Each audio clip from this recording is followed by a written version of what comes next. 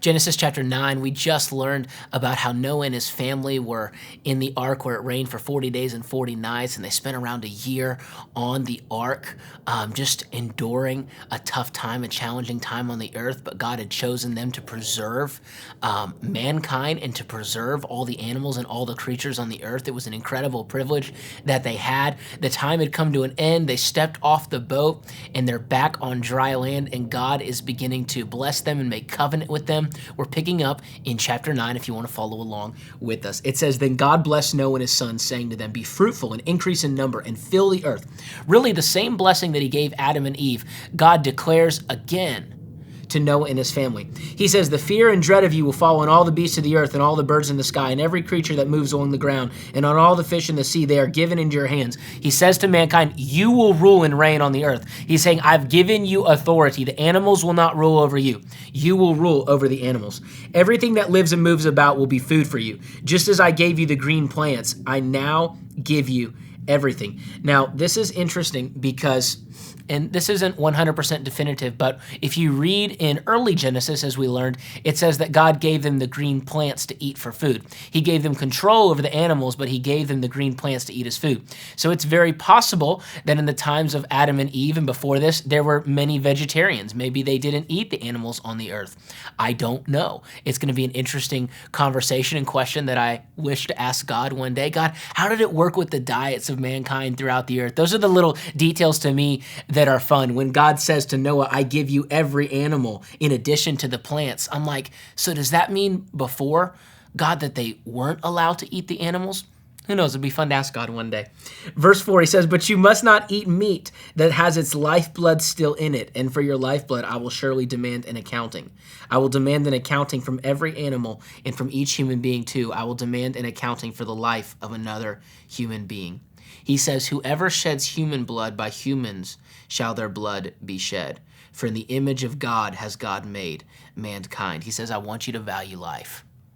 I want you to value life because life is made in my image and in my likeness.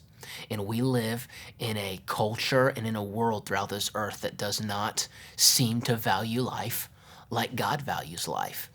And I think that it's important that we understand that God is the creator of life, that God designed creation, and that God put creation into motion, and God is the giver of life.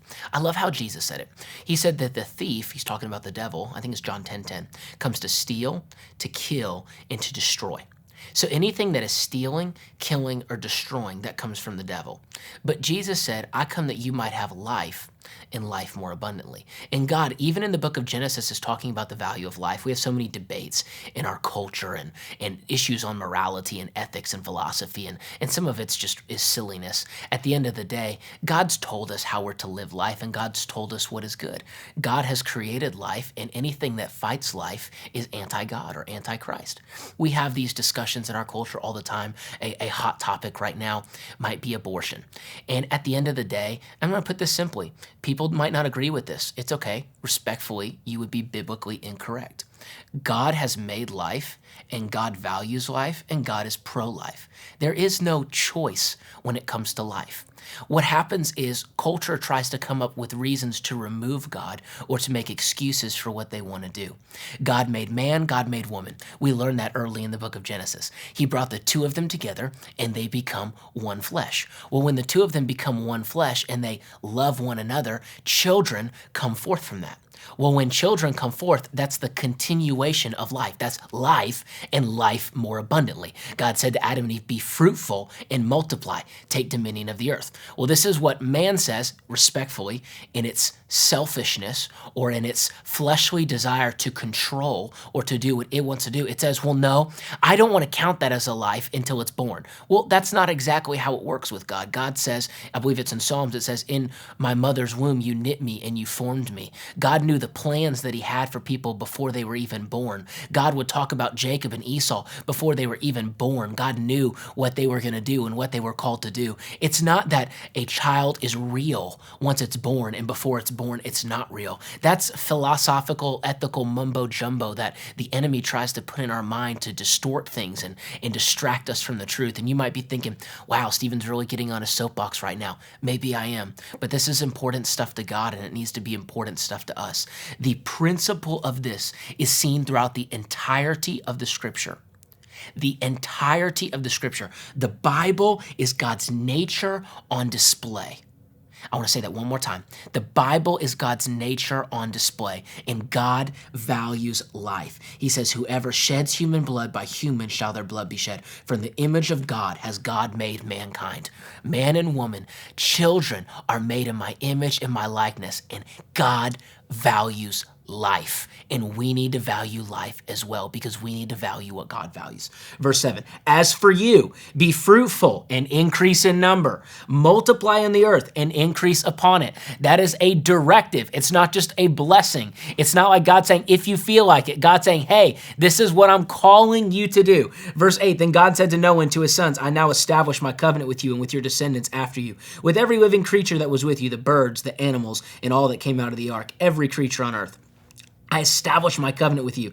Never again will all life be destroyed. Never again will a flood destroy the earth. And God said, this is the sign of the covenant. I alluded to this in our last video, the rainbow. Here it comes.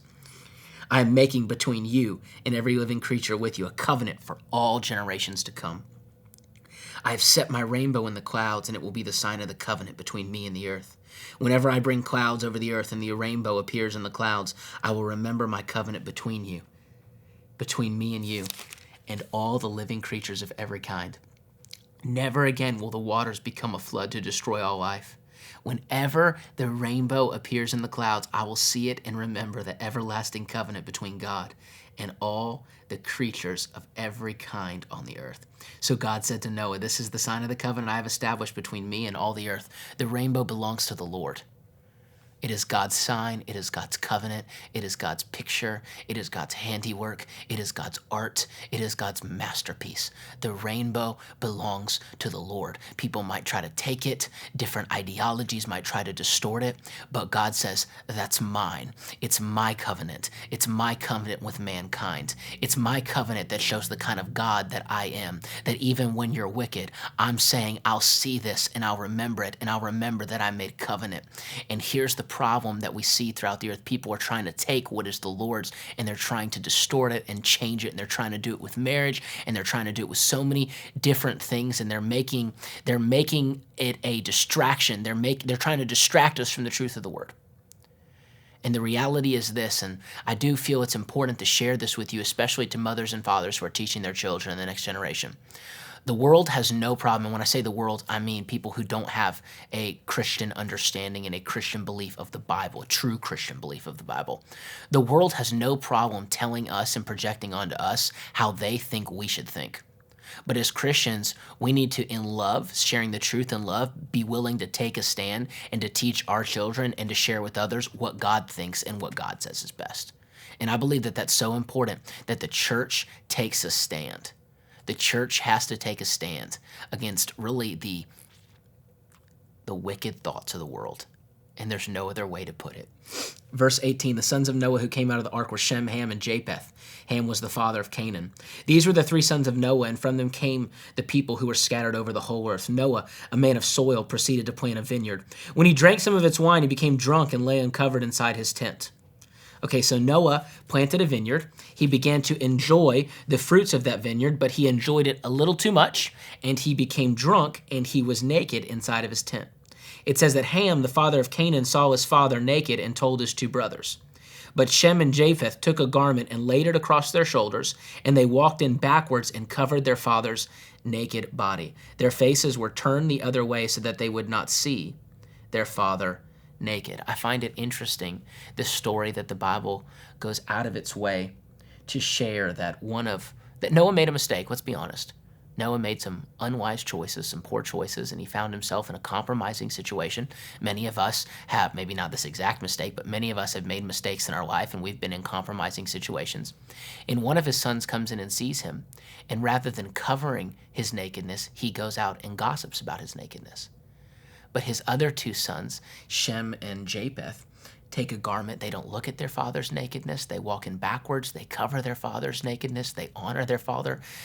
Even in a sad situation, it's a beautiful story of how as believers we're called to live our life. We're called to cover one another. We're called to care for one another. We're not called to gossip about each other's problems or to mock one another or to spread falsities or mistruths about one another. We're to care for one another. When Noah wakes up, it says in verse 24, when he woke up from his wine and found out that his youngest son had done this, he said, "Cursed be Canaan, the lowest of slaves will he be to his brothers." Okay, so he's upset.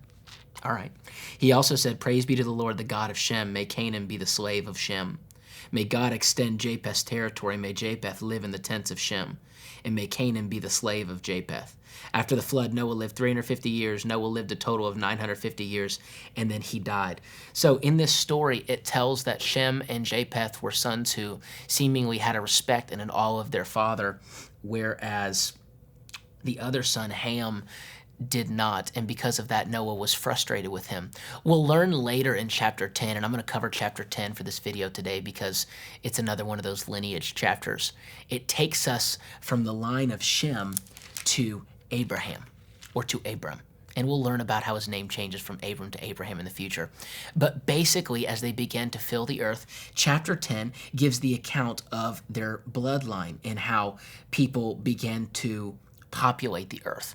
Now, you might say, why does this matter? Because when you read it, it's a lot of names and locations that you don't understand, and I encourage you to go read it on your own so that as we read through the Bible, you can have the experience of reading through the entire Bible. But I'm not going to go through all 30-something verses right now. The gist of chapter 10 is this. It's showing us the lineage of how we get from Adam to Noah to Abraham. Now, you might say, well, why does that matter? Well, in the Hebrew culture, this was very significant.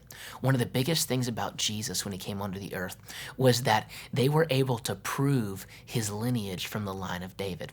They can trace back Jesus' lineage from Adam to Noah to Abraham to David to the birth of Christ. It's an incredible, incredible picture of really the proof, if you will, of the authority that Jesus walked in and the lineage and the bloodline that Jesus walked in. It fulfilled so many prophecies in the Bible. Now, you might say, well, in my country's culture, that's not a big deal. That's fine. In the Jewish culture, it was a big deal.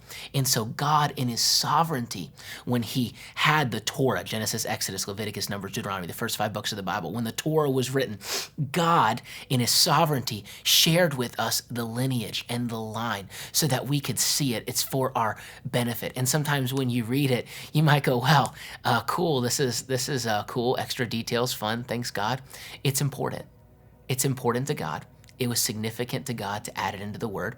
And so I encourage you in your own time after you finish this video to go back and read it and to learn. And we will pick back up in chapter 11 and we'll learn about the Tower of Babel as we get into the life of Abram. Be blessed today.